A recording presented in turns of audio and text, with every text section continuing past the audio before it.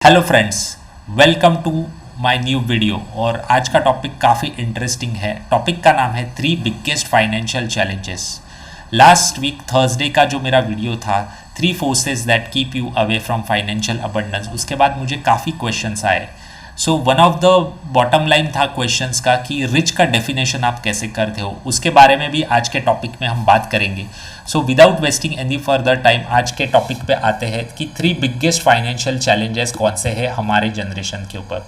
सो सबसे पहला है financial retirement. So financial retirement मतलब एग्जैक्टली क्या, तो सिंपल भाषा में मैं आपको बताऊँ तो जब भी आप प्रोफेशनली रिटायर होने वाले हो, काम आपका बंद करने वाले हो जो आपको पैसे जनरेट करता है, so at that point of time आपका जो भी लाइफस्टाइल है, आपके फैमिली का जो भी लाइफस्टाइल है, वो मेंटेन करने के लिए आपको इनकम रिप्लेस होना चाहिए। इतना आपके पास कॉर्पस जमा होना चाहिए। अगर उतना कॉर्पस आपके पास जमा है जिसमें से आपकी मंथली रिक्वायरमेंट फुलफिल हो, तो आपका फाइनेंशियल रिटायरमेंट हो चुका है, ऐसा हम कह सकते हैं। ये इम्पॉर्टेंट क्यों है आज के टाइम पे? तो 3 रीजंस है कि फाइनेंशियल रिटायरमेंट के बारे में आपको आज से सोचना क्यों इम्पॉर्टेंट है। सबसे पहला रीज़न है लॉन्जेटिविटी प्लानिंग। मेरे जो इन्वेस्टर्स हैं उनके साथ जब भी मैं बात करता हूँ तो भी फाइनेंशियल रिटायरमेंट ऐसे में या रिटायरमेंट प्लानिंग ये वर्ड नहीं यूज़ करता हूँ, मैं लॉन्जेटिविटी प्लानिंग ये वर्ड यूज़ करता हूँ। तो थोड़ा सा मैं डेटा आपको बताता हूँ।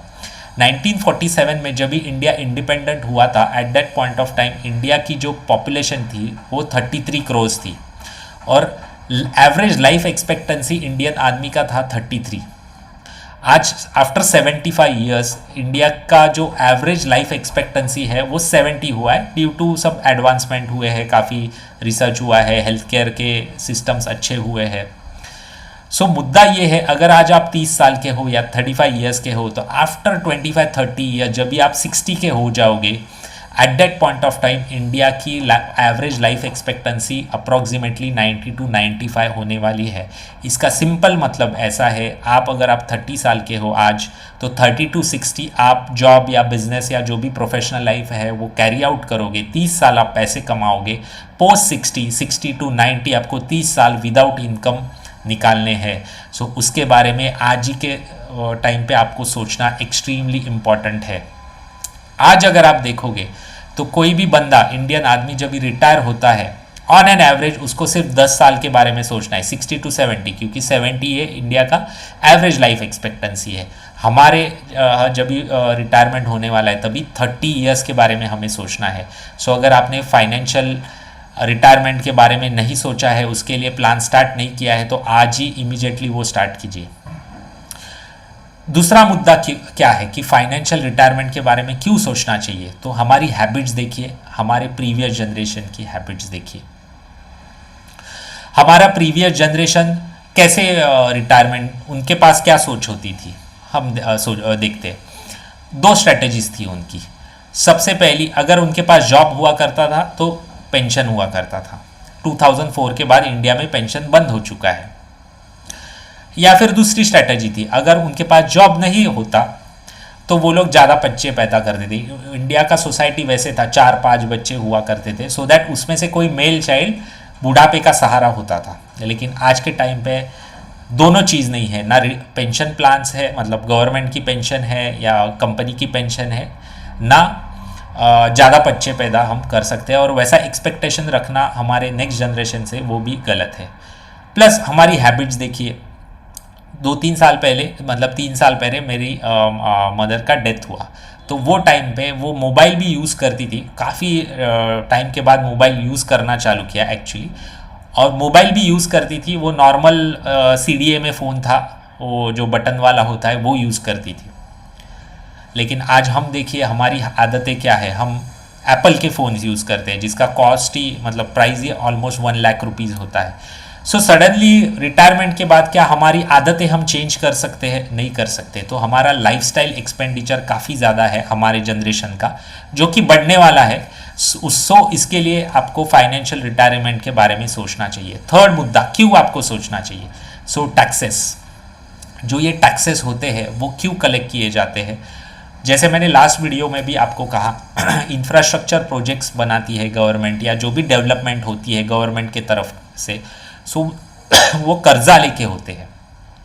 सो वो कर्जा लेते हैं तो उसका ईएमआई और इंटरेस्ट भरने के लिए टैक्सेस कलेक्ट किए जाते हैं। तो आने वाले टाइम पे ये बढ़ते ही रहेंगे। 10 साल पहले 2014 में इंडिया का डेट टू जीडीपी रेशो था 56%, मतलब 100 रुपये की इंडिया की जीडीपी थी, 56 रुपीज़ का कर्जा था। आज अगर देखोगे अकॉर्डिंग टू लास्ट बजट, मतलब 2023 के बजट के फिगर्स के हिसाब से आज इंडिया की अगर जीडीपी 100 रुपया है तो कर्जा 90 रुपीज़ है। सो ये बढ़ने ही वाला है। सो हमारे टैक्सेस हमेशा बढ़ने वाले हैं। तो आप आने वाले टाइम में टैक्सेस से छुप नहीं सकते हैं। सो इतने ज़्यादा टैक्सेस हमें भरने हैं। सो फाइनेंशियल रिटायरमेंट के बारे में आपको सोचना चाहिए। कैसे करना चाहिए, ये बहुत कॉम्प्लिकेटेड टॉपिक है, ऐसे नहीं बता सकता हूँ। एक टिप मैं आपको देता हूँ कि आपका जो भी मंथली इनकम है उसका 10% आपको रिटायरमेंट के लिए बाकायदा इन्वेस्ट करना चाहिए और उसको नहीं देखना चाहिए कभी भी टिल एज ऑफ 60।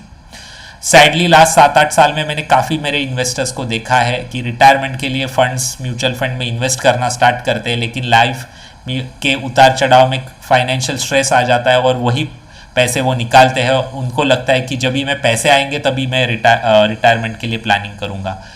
सैडली मुझे बहुत डर लगता है जब भी उनका एज 45, 50 या 55 होने वाला है और उनको रियलाइजेशन आएगा कि मेरे पास इनफ पैसे नहीं है फॉर फाइनेंशियल रिटायरमेंट, तो उनका हाल क्या होने वाला है। सो अगर आप अभी 30-35 एज के ग्रुप में हो, इमीडिएटली रिटायरमेंट के लिए इन्वेस्ट करना स्टार्ट कीजिए। Second point, second financial challenge कौन सा है, तो एजुकेशन।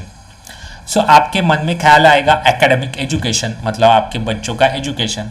ऑफ कोर्स आपके बच्चों के एजुकेशन के लिए आपको पैसा जमा करना बहुत इम्पॉर्टेंट है, क्योंकि आपका और मेरा एजुकेशन ऑलमोस्ट फ्री में हो चुका है, क्योंकि वो टाइम पे एजुकेशन फ्री था। आज के टाइम पे वो फ्री नहीं है। ऑन टॉप ऑफ इट अगर एजुकेशन फील्ड में महंगाई देखोगे तो 12 to 14% की है। आपका और मेरा एवरेज इनकम एनुअली बढ़ता है 8 to 10% से, लेकिन एजुकेशनल कॉस्ट बढ़ती है 12 to 14% से। सो आपकी बच्चों के एजुकेशन के लिए आपको एक कॉर्पस बनाते रहना चाहिए at every point of time. Professional education, professional education के लिए मैं आपको एक असाइनमेंट दूंगा। हिस्ट्री ऑफ टेक्नोलॉजी, ऐसा आप गूगल में सर्च कीजिए और इमेजेस में जाइए और आप हिस्ट्री ऑफ टेक्नोलॉजी का इमेज देखिए, तो एक आपको ऐसा ग्राफ दिखेगा, उसको पैराबोला भी नहीं बोल सकते, एक ऐसा ग्राफ दिखेगा, आप देखिए गूगल पे सर्च करके। तो लास्ट 30-50 ईयर्स में एक्सट्रीमली हाई स्पीड पे टेक्नोलॉजिकल डेवलपमेंट हुआ है। सो मैं आपको एक टर्म बताता हूँ कि आपके और मेरे दादाजी का जो लाइफस्टाइल था, सेम लाइफस्टाइल 5000 साल पहले ह्यूमंस का हुआ करता था, ऑलमोस्ट सिमिलर। लेकिन आज हम देखिए, आज नेक्स्ट जनरेशन का लाइफस्टाइल आपके और मेरे लाइफस्टाइल से कितना एक्स्ट्राऑर्डिनरीली डिफरेंट होने वाला है due to technological challenges, technological advancements. So इसके लिए वो ज़माना आज चला गया है कि मैं 21 के या 22 में ग्रेजुएट हो जाऊंगा, जॉब को लग जाऊंगा और till as of 58 same job में रहूंगा। ऐसा नहीं होने वाला है। आपको और मुझे कॉन्स्टेंटली अपग्रेड करते रहना पड़ेगा खुद को। सो मेरा प्रोफेशनल एजुकेशन, आपका प्रोफेशनल एजुकेशन के लिए आपको खर्चा करते रहना पड़ेगा टिल योर रिटायरमेंट। सो इसके लिए आपको इन्वेस्ट करना ज़रूरी है एजुकेशन के लिए, प्रोफेशनल एजुकेशन के लिए। और थर्ड टाइप का एजुकेशन जो कि आज से 10-15 साल पहले इम्पॉर्टेंट नहीं था, आज बहुत ज़्यादा इम्पॉर्टेंट है, वो है फाइनेंशियल एजुकेशन। क्योंकि जो भी ये चैलेंजेस मैं आपको बता रहा हूँ, रिटायरमेंट या आपके बच्चों का एजुकेशनल एकेडमिक एजुकेशन का चैलेंज, उसके लिए पैसे लगेंगे और आपको खुद को फाइनेंशियली अवेयर होना पड़ेगा। क्योंकि इतने ज़्यादा फाइनेंशियल प्रोडक्ट्स आ चुके हैं। म्यूचुअल फंड में आप इन्वेस्ट करने जाओ तो 50 कंपनियां हैं, 50 कंपनियों के 4000 म्यूचुअल फंड स्कीम्स हैं। आप कहाँ पे इन्वेस्ट करोगे? इंडियन स्टॉक मार्केट में 8000 लिस्टेड स्टॉक्स है, कौन से स्टॉक में पैसे डालोगे? न्यूज़ चैनल देखने जाओगे बिजनेस के तो वो भी 15-20 है। यूट्यूब पे आप जाओगे तो लाखों यूट्यूब चैनल्स है फाइनेंशियल एजुकेशन के ऊपर गाइडेंस करने वाले। सो इंफॉर्मेशन एक्सट्रीमली ओवरलोड है। सो आपको खुद को सीखना पड़ेगा। आप ऐसा नहीं बोल सकते हो कि मेरा फाइनेंशियल एडवाइज़र है, वो मुझे गाइड करता है और अकॉर्डिंगली मैं इन्वेस्ट करता हूँ। आपको फाइनेंशियल एडवाइज़र लेना पड़ेगा। ऑन टॉप ऑफ इट आपको खुद को सीखना पड़ेगा और ये एजुकेशन के लिए, फाइनेंशियल एजुकेशन के लिए आपको पैसे खर्चे करने पड़ेंगे। सो ये एक फाइनेंशियल चैलेंज आपके सामने है। थर्ड फाइनेंशियल चैलेंज है इमरजेंसीज। थैंक्स टू कोविड हमें ये समझ में आया कि फाइनेंशियल इमरजेंसीज कैसे होती थी। नहीं तो लास्ट 15-20 साल में इंडिया में ऐसे ग्रोथ आया है कि लोगों के सैलरीज एवरी ईयर 10-15% बढ़ते थे, लोग जॉब शिफ्टिंग करते थे और 20-25% का हाइक लेते थे। लेकिन कोविड ने हमें बहुत सारी कुछ चीज़ें सिखाई। सबसे पहले सिखाई कि हम वूका वर्ल्ड में रह जीते हैं, वोलाटाइल, अनसर्टन, कॉम्प्लेक्स, एम्बिगस। फरवरी 2020 इमेजिन कीजिए, मुंबई रेलवे मतलब इंडिया की सबसे पहले रेलवे 1853 में चली फ्रॉम मुंबई टू ठाना। 150 ईयर्स या 170 ईयर्स, एक भी दिन ऐसा नहीं था कि मुंबई रेलवे बंद थी। लेकिन कोविड के 3 महीने मुंबई रेलवे बंद थी, किसी ने इसने नहीं सोचा था। जस्ट इमेजिन कीजिए फरवरी 2020 में ट्रैवल टूरिज्म का किसी ने बिजनेस स्टार्ट किया होगा, नया बिजनेस कर्जा वर्जा लेके, या होटल डाला होगा फरवरी 2020 में, बहुत ऑप्टिमिस्टिक थिंकिंग, प्लानिंग विकनिंग सब करके कर्जा लेके, उसका क्या हाल हुआ रहेगा जस्ट इमेजिन कीजिए। सो हम जो वर्ल्ड में रहते हैं वो वोलाटाइल, अनसर्टन, कॉम्प्लेक्स, एम्बिग्यूअस है। रिसेंट एग्जाम्पल मैं आपको देता हूँ। अभी काफ़ी सारे इन्वेस्टर्स के टच में मैं आता हूँ तो लोग की मेंटालिटी ऐसे होती है कि लॉन्ग टर्म इन्वेस्टिंग करना चाहिए ब्लू चिप स्टॉक्स में, आपने भी सुना होगा ये। सो HDFC बैंक ये ब्लू चिप स्टॉक है, सब म्यूचुअल फंड्स के पोर्टफोलियो में है, मोस्ट ऑफ द इन्वेस्टर्स के पोर्टफोलियो में है। अगर मैं फर्स्ट टाइम इन्वेस्टर होता तो देखता कि HDFC बैंक बहुत सबसे अच्छी बैंक है। 10 दिन पहले HDFC बैंक के रिजल्ट्स लगे, बहुत अच्छे रिजल्ट्स, लेकिन लास्ट 10 दिन में HDFC बैंक का स्टॉक 18% नीचे आ चुका है। सो ऐसे कॉम्प्लेक्स और एम्बिगुअस वर्ल्ड में हम रहते हैं। सो इसके लिए आपके पास इमरजेंसी फंड होना एक्सट्रीमली इम्पॉर्टेंट है। स्टैटिस्टिक्स आपने नेट पे देखे होंगे, 10 मिलियन जॉब लॉस हुए हैं। अगर आप IT या फिर बैंकिंग फील्ड में या गवर्नमेंट जॉब में हो तो आपको शायद कोविड के वजह से उतना फाइनेंशियल स्ट्रेस नहीं झेलना पड़ा होगा। लेकिन जिनका भी होटल इंडस्ट्री से रिलेटेड जॉब था या फिर ट्रैवल टूरिज्म से था, फाइनेंशियली बहुत ज़्यादा स्ट्रेस उनको हुआ है। आपके आजू बाजू में आपने देखा होगा। इमरजेंसी फंड क्यों प्लान करना चाहिए? एक मैं लार्जर पर्सपेक्टिव में आपको एक एग्जांपल देता हूँ।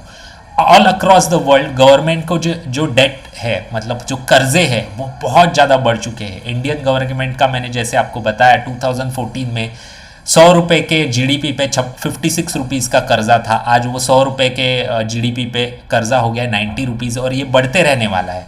सो इसका इन्वेरेबली हमें इम्पैक्ट पड़ेगा, क्योंकि government all across the world ये अनस्टेबल होंगी डिसीजन मेकिंग में। जैसे आज US में बहुत ज़्यादा फाइनेंशियल प्रॉब्लम्स है, यूरोप में देखोगे फाइनेंशियल प्रॉब्लम है, चाइना की economies second largest economy in the world problem में है, रियल इस्टेट प्रॉब्लम में।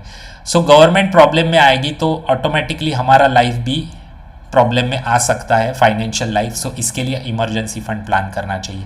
कैसे प्लान करना चाहिए शॉर्ट में मैं आपको बताऊंगा। एटलीस्ट 1 साल के आपके खर्चे, मतलब मेरा खर्चा मंथली समझो 1 लाख रुपीज़ है, तो 12 लाख रुपए मतलब 1 साल का मेरा खर्चा साइड में रखना है मुझे उसको हाथ नहीं लगाना है। और कहाँ पे इन्वेस्ट कर सकते हो? तो डेट म्यूचुअल फंड्स में कर सकते हो। सो डेट म्यूचुअल फंड्स क्या होते हैं आपको सीखना पड़ेगा। जैसे मैंने आपको लास्ट पॉइंट में बताया, फाइनेंशियल एजुकेशन बढ़ाना पड़ेगा। अभी यहाँ पे लोग, मुझे डर ये लगता है मैं कुछ भी वीडियो में डालूंगा डेट म्यूचुअल फंड, सीधा जाएंगे गूगल पे डेट म्यूचुअल फंड ढूंढेंगे, उनको स्कीम के नाम आएंगे, उसमें पास्ट रिटर्न्स देखेंगे और इन्वेस्ट करेंगे। सो मैं आपको यहाँ पे कॉशन करना चाहता हूँ, डेट म्यूचुअल फंड में कभी भी पास्ट रिटर्न्स नहीं देखने। अगर आप पास्ट रिटर्न्स देख के इन्वेस्ट करते हो तो 100% ऑफ द टाइम्स उसमें आप ट्रैप होने वाले हो। सो आपको आपकी फाइनेंशियल एजुकेशन बढ़ानी पड़ेगी। P2P इन्वेस्टमेंट्स में आपको इन्वेस्ट कर सकते हो। सो आज का टॉपिक यहाँ पे हम रुकते हैं। आई होप आज के ये 10-15 मिनट के वीडियो से आपके लाइफ में कुछ ना कुछ पॉजिटिव हुआ रहेगा। जो भी आपके कमेंट्स है कमेंट्स बॉक्स में मुझे डालिए, मैं खुद पढ़ता हूँ, उससे मुझे बहुत अलग अलग थॉट्स आते हैं। मतलब आने वाले वीडियोस के बारे में मैं सोचता हूँ। कैसे मैं गाइड करूँगा उसके बारे में अनेक डिफरेंट थॉट्स मुझे आते हैं। सो कमेंट्स करना बहुत इम्पॉर्टेंट है। और अगर आपको ये वीडियो अच्छा लगा होगा तो ऑफ कोर्स आप लाइक कीजिए, और ये वीडियो आपको पसंद आया होगा तो आपके फ्रेंड्स के साथ भी इसको शेयर कीजिए।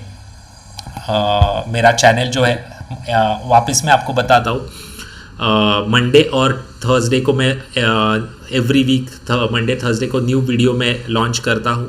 सो आप सब्सक्राइब कीजिए चैनल को, सो दैट उसका नोटिफिकेशन आपको आए। और आपके जो भी सजेशंस है, कौन से टॉपिक के ऊपर आपको वीडियो चाहिए, कमेंट बॉक्स में डालिए।